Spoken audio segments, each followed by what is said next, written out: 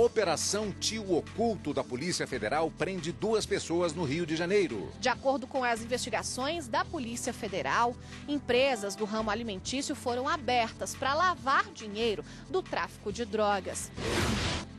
TSE julga recurso de prefeito cassado de Pedra Bonita, em Minas Gerais. O TRE entendeu que houve captação ilícita de sufrágio e abuso de poder político.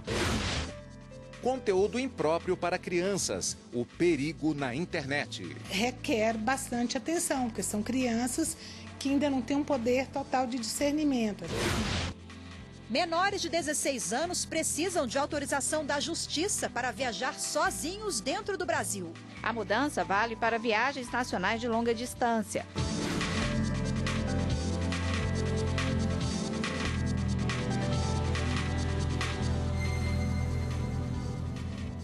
Olá, boa tarde. Boa tarde. O presidente do STF, ministro Dias Toffoli, suspendeu decisão da Justiça Federal do Paraná que determinou a retirada de indígenas da etnia Avá-Guarani de área reivindicada pela Itaipu Binacional no município de Santa Helena. A ação foi ajuizada no STF pela Procuradoria-Geral da República, que alegou que a área é território de ocupação tradicional da etnia e que desde 2009 aguarda a FUNAI concluir a regularização fundiária. Em sua decisão, o presidente do STF determinou a intimação das partes envolvidas na ação para que se manifestem sobre o interesse na realização de audiência de conciliação. E a Polícia Federal prendeu hoje de manhã 2 pessoas suspeitas de participarem de um esquema de lavagem de dinheiro relacionado ao tráfico internacional de drogas. As informações com a repórter Evne Araújo. As prisões ocorreram no estado do Rio de Janeiro. Também foram cumpridos mandados de busca e apreensão no Paraná. De acordo com as investigações da Polícia Federal, empresas do ramo alimentício foram abertas para lavar dinheiro do tráfico de drogas. A organização criminosa teria constituído ainda negócios de fachada no Paraguai. A Polícia Federal, Força Nacional e a Polícia Militar cumpriram mandados de busca e apreensão expedidos pela Vara Criminal de Santo Antônio do Sudoeste, no Paraná. Na operação, foram apreendidos um silenciador, armas de fogo de diversos calibres, luneta e munições. Um homem foi preso e autuado em flagrante pela posse ilegal desses materiais. A operação recebeu o nome de Araticum, em referência a um tipo de árvore comum na região de fronteira do Brasil com a Argentina. O plenário do Tribunal Superior Eleitoral julga nesta terça-feira recurso de Adriano Teodoro do Carmo. Ele foi eleito em 2016 para a Prefeitura de Pedra Bonita, em Minas Gerais, mas teve o mandato cassado pelo TRE do Estado. Outros destaques da semana. O TRE entendeu que houve captação ilícita de sufrágio e abuso de poder político em um churrasco realizado no período de campanha, em 2016, na fazenda do então prefeito Trovão Vitor de Oliveira.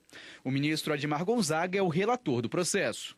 Já na sessão de quinta-feira, estão previstas as prestações de contas partidárias referentes ao ano de 2013 do Partido Verde e do Democratas. Os 2 processos são de relatoria do ministro Og Fernandes.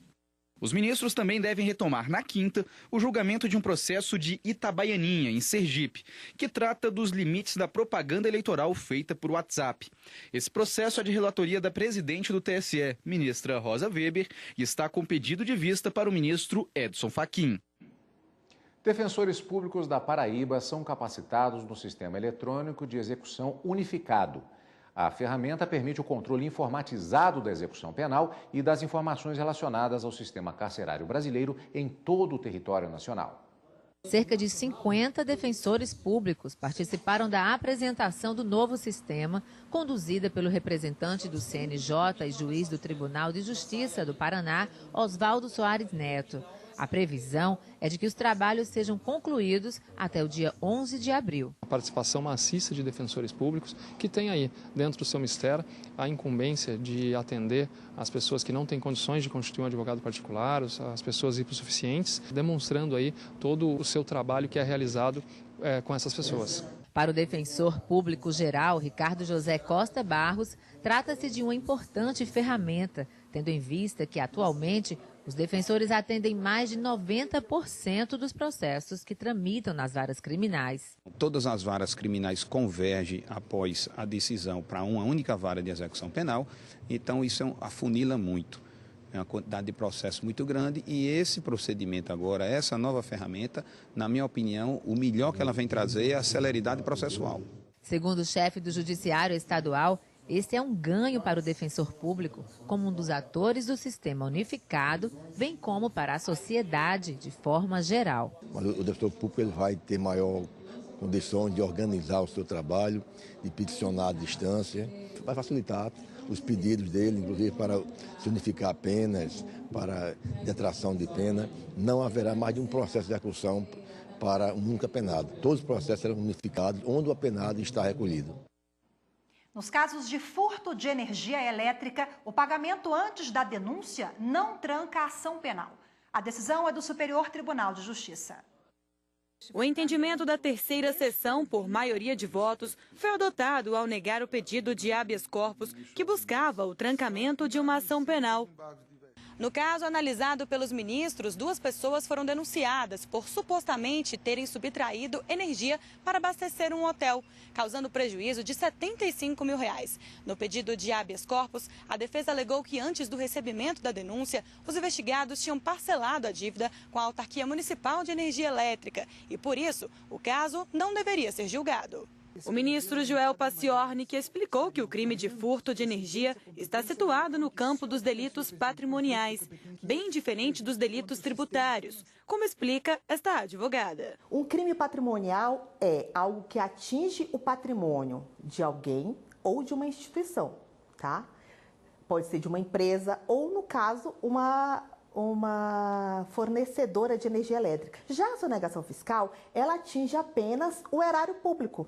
De acordo com os ministros, o artigo 34 da Lei 9.249, de 1995, que extingue a punibilidade dos crimes quando o agente promover o pagamento do tributo ou contribuição sindical antes do recebimento da denúncia, não poderia ser aplicado ao caso, por se tratar de um crime contra o patrimônio.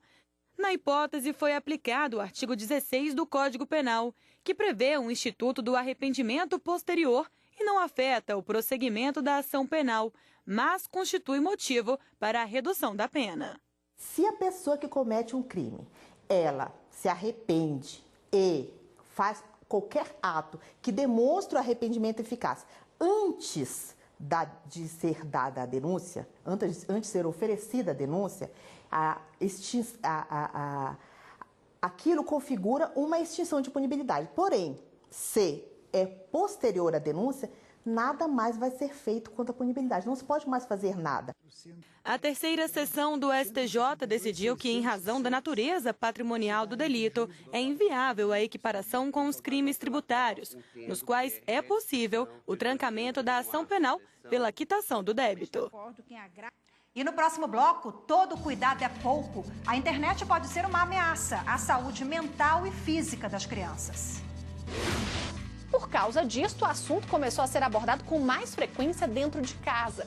Pais preocupados com o conteúdo que é disponibilizado aos filhos pela internet.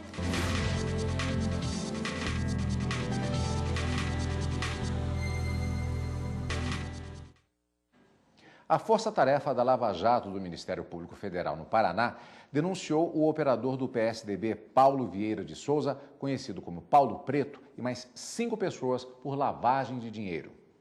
As investigações revelaram um sofisticado esquema de lavagem de dinheiro realizado no Brasil e no exterior. Os crimes foram praticados por executivos das empreiteiras Odebrecht e UTC, envolvidas no esquema de corrupção da Petrobras. As provas evidenciaram que os operadores financeiros do esquema, Paulo Vieira de Souza e Rodrigo Taca Duran, eram responsáveis por esconder a origem e movimentação de recursos criminosos para obterem milhões em espécie para o pagamento de propina a agentes públicos e políticos. O levantamento do dinheiro era feito pelo doleiro Rodrigo Duran, baseado em contratos fictícios. Na denúncia, o Ministério Público Federal do Paraná requereu a perda de mais de 200 milhões de reais em favor da União. Paulo Preto também foi denunciado por ter atrapalhado as investigações da organização criminosa. A Justiça de São Paulo está ouvindo hoje testemunhas de defesa e de acusação do massacre na escola Raul Brasil, em Suzano. O jovem de 17 anos, suspeito de ajudar a planejar o crime, foi levado para acompanhar os depoimentos no fórum. O adolescente foi apreendido no último dia 19. A defesa do jovem alega que ele fantasiou o crime, mas não ajudou a executá-lo.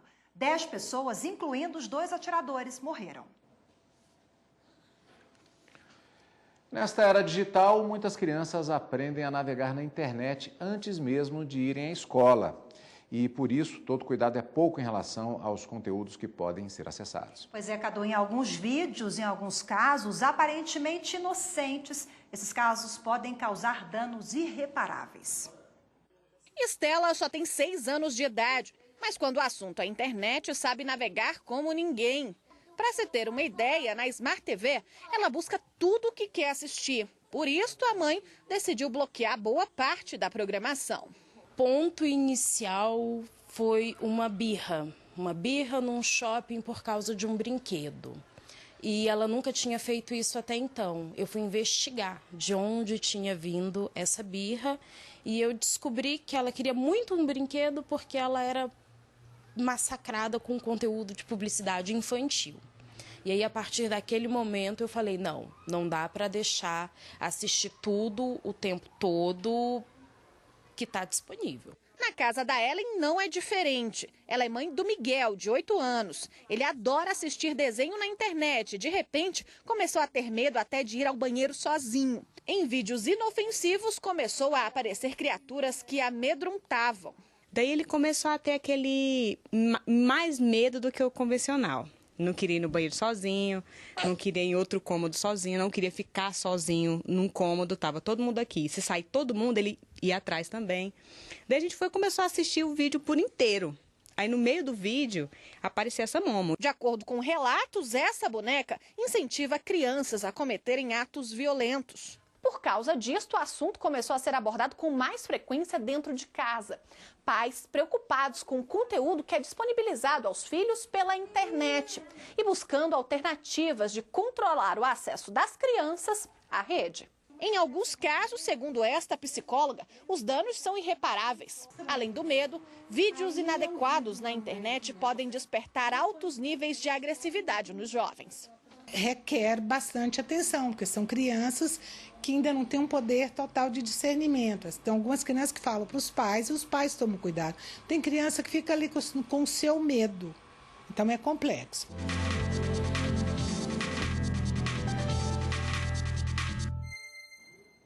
E para explorar ainda mais este assunto, nós recebemos aqui nos estúdios do Jornal da Justiça o advogado Eduardo Moretti, a quem eu agradeço a presença, antes de mais nada, aqui nos nossos estúdios da TV Justiça. Boa tarde. Boa tarde, obrigado pelo convite. Doutor, incitação à violência, particularmente nesse caso das crianças por meio da internet, nós teríamos aqui a chamada tipificação para caracterizar como crime? É possível que sim. Na verdade, a gente tem que entender em que conteúdo esse vídeo é divulgado. Então, se ele é divulgado, por exemplo, para menores de idade e ele tem um conteúdo ali dentro de instigação ao suicídio, de incitar ao suicídio, é possível que esteja esse crime tipificado e a pessoa pode ser condenada por isso. Agora, por exemplo, se esse mesmo vídeo é divulgado por um pai ou uma mãe, por um grupo de pais da escola no WhatsApp, para alertar que isso está acontecendo, não tem a prática de um crime, porque o objetivo dessa divulgação ele é protetivo nesse sentido. Mas é possível que esse conteúdo seja criminoso, dependendo da forma como ele é utilizado.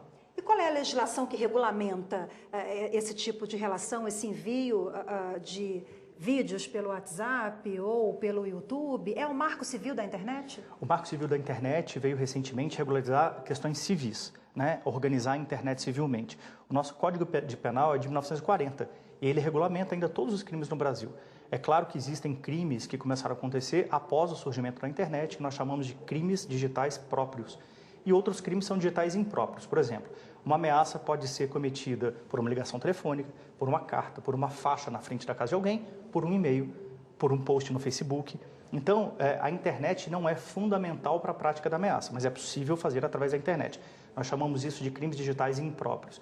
Agora, por exemplo, invadir um computador e destruir aquele conteúdo é um crime digital próprio, só pode ser feito pela internet.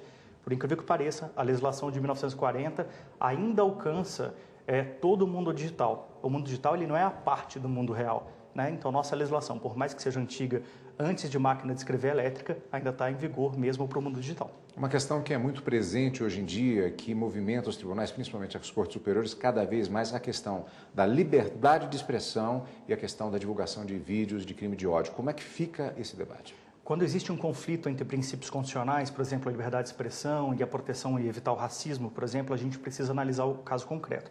Mas a liberdade de expressão ela é sempre cerceada quando ela atinge uma conduta tipificada como crime. Então, a minha liberdade de expressão vai até o limiar em que eu não cometa crimes. Aí, a partir daí, ela pode ser tipificada como crime e a pessoa pode ser condenada. Há uma jurisprudência importante do Tribunal de São Paulo que mostra que quem curte e compartilha um conteúdo criminoso é corresponsável na prática desse crime, porque, de certa forma, ele está repercutindo esse crime e aumentando a extensão disso. E as pessoas não têm muita dimensão, às vezes, que simplesmente curtir e compartilhar um conteúdo criminoso está fazendo você também corresponsável. Por isso é importante a educação digital. Rafa, desculpa, eu só vou insistir nessa questão. Curtir pode ser crime. E compartilhar. Eu queria insistir nisso. Claro, curtir e compartilhar, sim. Isso é um serviço muito importante para quem está em casa saber que é sério, né? As consequências são mais graves quando esses vídeos são enviados para esse público infanto-juvenil? Sim. Incitar o suicídio, por exemplo, que é o caso que está envolvido nisso. Essa boneca, na verdade, essa boneca é uma criação de um artista japonês, um artista plástico, foi exposta em 2016 no museu e ele está profundamente arrependido do uso que se deu, já destruiu a boneca e está profundamente mal com essa repercussão. Aquela boneca horrorosa, assustadora, com os olhos arregalados. Exatamente. Né? A partir do momento que esse conteúdo que está instigando literalmente ao suicídio, a boneca aparece mostrando como cortar um pulso, por exemplo, né? É direcionado ao público infantil, a pena dobra. Ok, então, doutor Moretti, muito obrigada pela participação conosco. Uma boa tarde. Obrigado. Boa tarde. E no Rio Grande do Sul foi lançada a campanha Adote um Pequeno Torcedor Tchê, que estimula a adoção tardia. A iniciativa é da Corregedoria Geral de Justiça e da Coordenadoria da Infância e Juventude, em parceria com os clubes Grêmio e Internacional e com o apoio da Federação Gaúcha de Futebol. As estrelas do projeto são eles. Em campo, um time de campeões que precisam, digamos assim, de direção técnica. Tudo que a gente precisa é o amor, o respeito um com os outros, não tem nada de maldade. Tem que ser uma pessoa boa na vida. A partir desse Grenal, um vídeo produzido com a participação dessa turminha aqui, que são adolescentes que já estão aptos à adoção, passará a ser exibido nos telões dos estádios durante os intervalos dos jogos dos campeonatos oficiais. A ideia é chamar a atenção da torcida para a possibilidade da adoção tardia. As pessoas que visualizarem essa imagem, elas podem fazer contato com a Coordenadoria da Infância e da Juventude. Também tem o acesso no aplicativo, são adolescentes que estão disponíveis no aplicativo e a partir dali a manifestação pode também ser direto para a Coordenadoria. E no próximo bloco foi sancionada uma lei que aumenta de 12 para 16 anos a idade mínima para um menor viajar sozinho. O objetivo é aumentar a segurança e evitar o desaparecimento de crianças e adolescentes.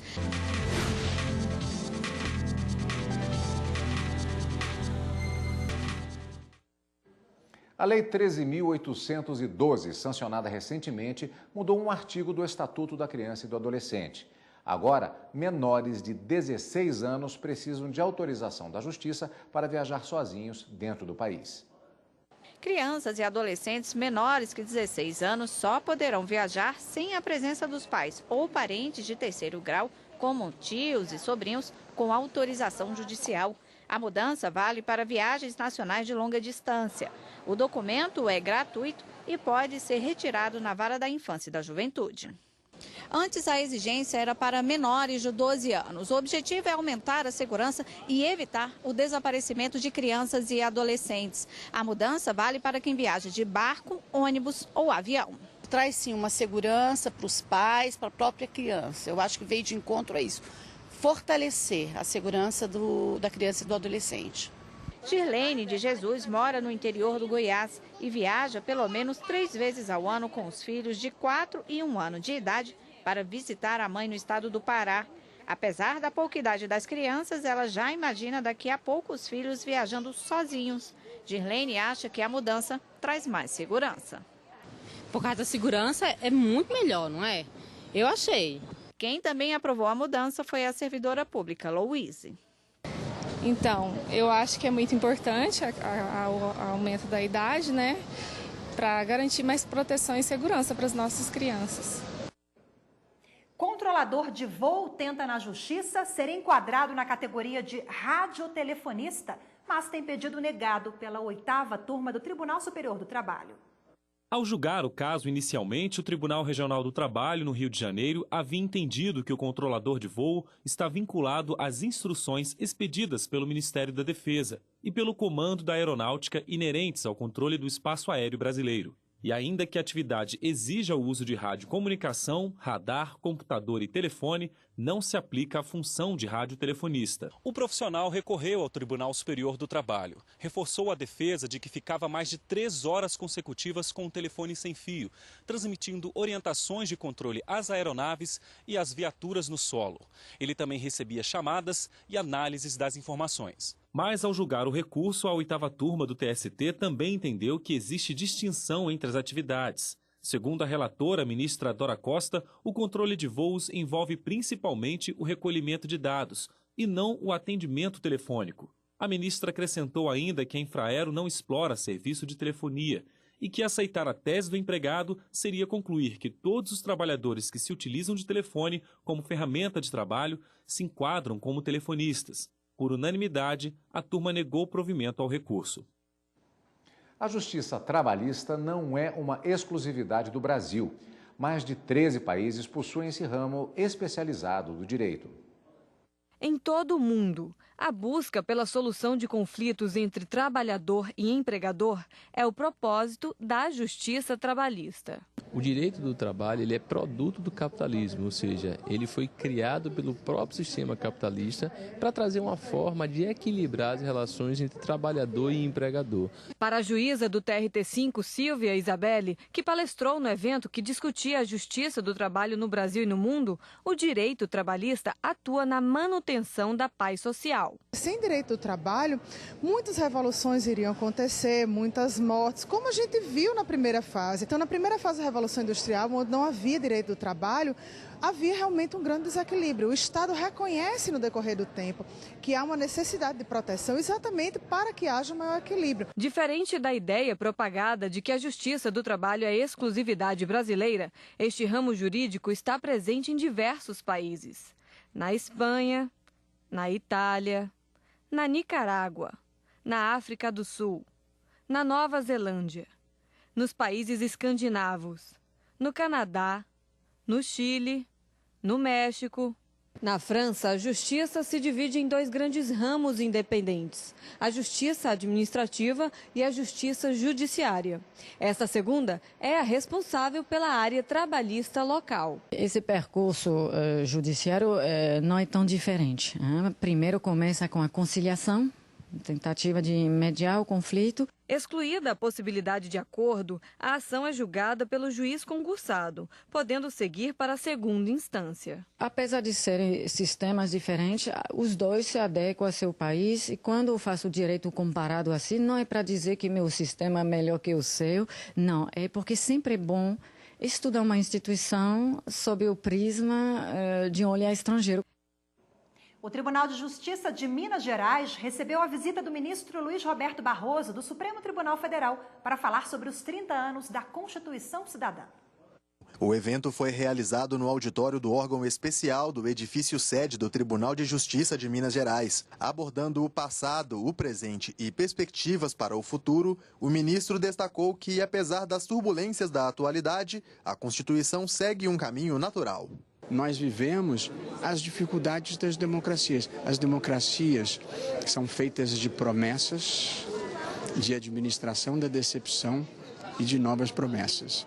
e assim segue o ciclo da humanidade se aperfeiçoando na medida do possível. Na ocasião, foi lançado o livro Constituição do Brasil, 30 anos, organizado pela superintendente da Escola Judicial, desembargadora Désio Fernandes, desembargadora Áurea Brasil. A obra reúne trabalhos de magistrados do Judiciário Mineiro, abordando a trajetória da nossa Carta Magna. Nós tivemos um resultado bem eclético.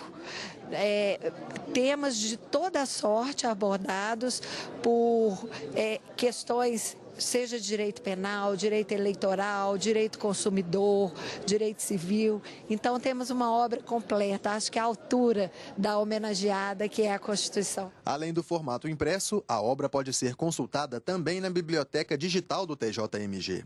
Nos textos, o leitor encontra análises que convidam à reflexão. Afinal, uma Constituição precisa acompanhar as mudanças sociais. Uma Constituição nunca é uma obra acabada. Ela precisa das instituições e até mesmo da própria sociedade, para que ela, de fato, se materialize.